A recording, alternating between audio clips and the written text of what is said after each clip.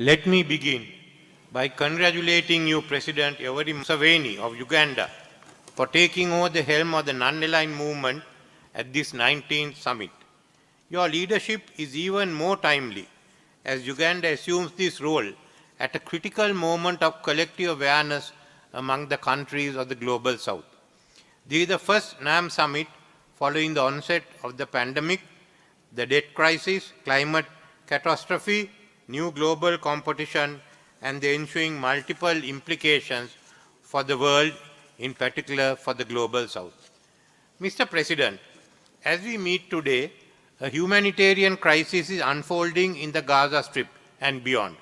For over 3 months, immense suffering and losses have been endured by the Palestinian civilian population, endangering regional security and stability. Until now, the NAM was largely silent. How can we remain silent when Gaza is destroyed, people denied humanitarian aid, and a vast majority of the dead are innocent civilians? Silence implies consent. It is encouraging that this 19th summit has given the highest priority to this crisis in Gaza and the inalienable rights of the people of Palestine to self-determination and the realization of an independent and sovereign state of Palestine. We must congratulate South Africa for the bold stand it has taken in regard to Gaza. The international community has already called for an immediate humanitarian ceasefire and a release of the hostages. There cannot be a two-state solution based on one state, Israel.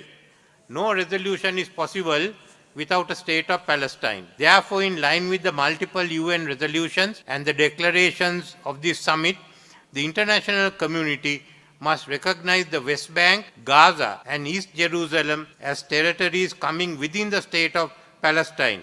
And in addition, there should be no change in the ethnic composition of Gaza. Sri Lanka also proposes that the state of Palestine be established within 5 years and no more. Mr. President, we are now witnessing the end of the post-Cold War order and the coming into being of the evolving multipolar world. On the geopolitical front, we are witnessing the resurgence of latent and open conflicts involving former and aspiring major powers. In Europe, the transatlantic military alliance has been strengthened. Past arms control agreements have collapsed. Military expenditure has reached historically unprecedented levels, and nuclear weapons are once again the subject of apparently serious policy discussion. Outer space and the oceans have become potential theaters of conflict and geostrategic competition, including in our vicinity in the Indian and Pacific Oceans. Free trade and economic integration is being reversed by policy-driven rise of trade protectionism due to strategic competition among major powers. Furthermore, this is being extended with the concepts of decoupling and de-risking, a unilateral declaration of a new trade order, and the setting aside of the multilateralism by the West.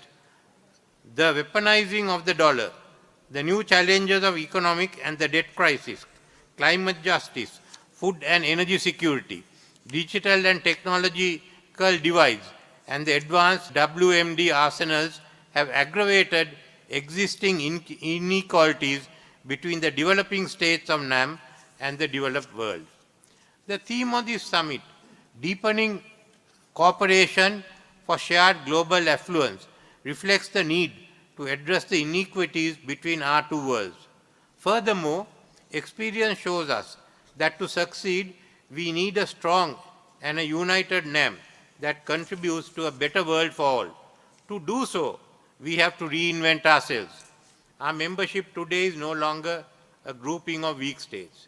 We must recognize that as a result of the rapid progress and economic advancement of some of the Asian, African, and Latin American states, a majority of the 10 leading economies of 2050 will belong to this movement. We see among us rising aspirants for leadership status in global affairs.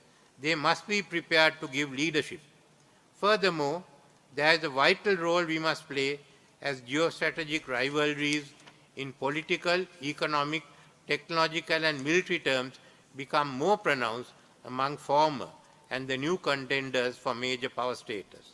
Mr. President, therefore the NAM must reinvent itself under your chairmanship, assume a new role in a multipolar world to transform itself as the largest bloc representing the global south. We must also recast our objectives while upholding the Bandung principles in the evolving multipolar world. We need 1.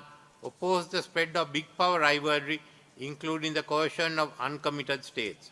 2. Build a multipolar world which incorporates the political, economic, social and climate change mitigation aspirations of the global south. Let us transform ourselves from this loose movement to become a dynamic bloc of the global south and its friends. Let us establish an effective, permanent, operational structure which is equipped to address the contemporary challenges facing the global south, an organization which is capable of shaping the new order.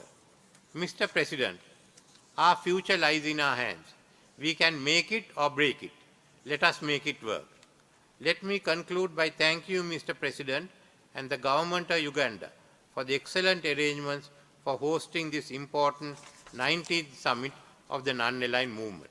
Thank you.